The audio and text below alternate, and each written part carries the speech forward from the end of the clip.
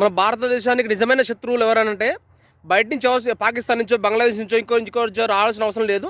మన భారతదేశంలోనే ఉంటూ అన్ని సుఖాలను అనుభవిస్తున్నటువంటి కొన్ని సోకాల్డ్ సెక్యులర్ లెఫ్ట్ లిబరల్ పార్టీలు ఏదైతే ఉన్నాయో వీళ్ళందరూ కూడా మన భారతదేశానికి శత్రువులే. ఎందుకనంటే నేను ఇక్కడ ఏ రాజకీయ నాయకుడికి పార్టీలకు సంబంధించిన వ్యక్తిని కాదు, ఏ రాజకీయం గురించి కూడా మాట్లాడతలేదు, ఏ రాజకీయ పార్టీ గురించి కూడా మాట్లాడతలేదు. మీరు ఈ దేశంలో ఉంటూ ఈ దేశంలో సర్వసుఖాలను అనుభవిస్తూ ఎందుకు ఢిల్లీలో జరిగినటువంటి దాడికి వ్యతిరేకంగా కనీసం స్పందించట్లేరు? సామాన్య జనం అక్కడ చనిపోతే మామూలు జనాలందరూ కూడా ఇక్కడ వాళ్ళకి తోచిన రీతిలో వాళ్ళు స్పందిస్తూ సోషల్ మీడియాలో స్పందించడం కావచ్చు, బయటికి వెళ్ళి క్యాండిల్ ర్యాలో లేకపోతే ఇంకేదో చేస్తూ ఉన్నారు. కానీ మీరు బాధ్యత కలిగినటువంటి రాజ్యాంగబద్ధంగా మీరు ఉన్నటువంటి పార్టీలే కదా మీరందరూ కూడా. మీరు ఎందుకని మీరు స్పందించట్లేరు?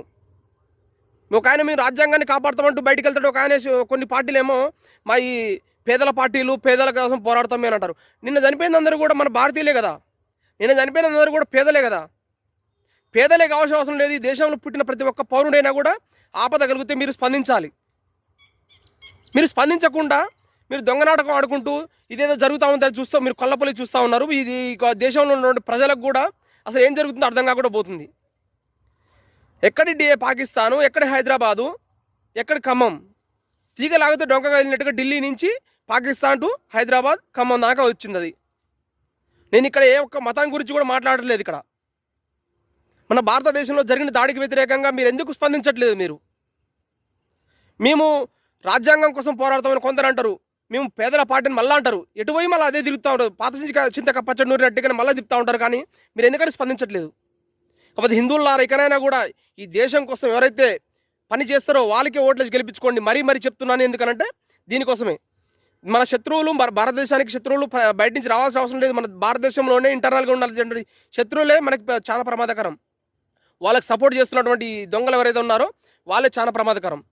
ఇప్పుడు చూడండి, ఇది అంతా ఢిల్లీ కట్టిన వదిలేసేయండి, ఇదంతా వదిలేసేయండి, దాని తీగ లాక్కుండా పోతా ఉంటుంటే మళ్ళీ అది పశ్చిమ బెంగాల్ దాకా పోతుంది. అది బంగ్లాదేశ్ నుంచి చొరబడిన కొంతమంది ఉంటారు కదా, వీళ్ళందరి సరే మతం గురించి కాదు, ఆయన కూడా చెప్పాల్సిన పరిస్థితి వస్తున్నారు చెప్తున్నా.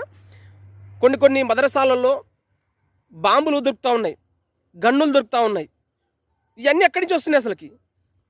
మమతా బెనర్జీ ఒక ముఖ్యమంత్రి, ఆమె సొంత రాష్ట్రంలో వాళ్ళ ప్రజలందరూ కూడా ఆమె పిల్లల లెక్క చూసుకోవాలి. ఆమె అది వదిలేసి ఈ మత రాజకీయాలు చేస్తూ ఉంది.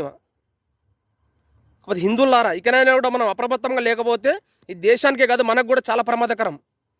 మనం చాలా ప్రమాదం మంచుల్లో ఉన్నారు, చాలా జాగ్రత్తగా ఉండాలి. చాలా హిందువులారా ఇకనైనా కూడా ఆలోచిస్తారనేసి నా చిన్న ప్రయత్నం. జై హింద్.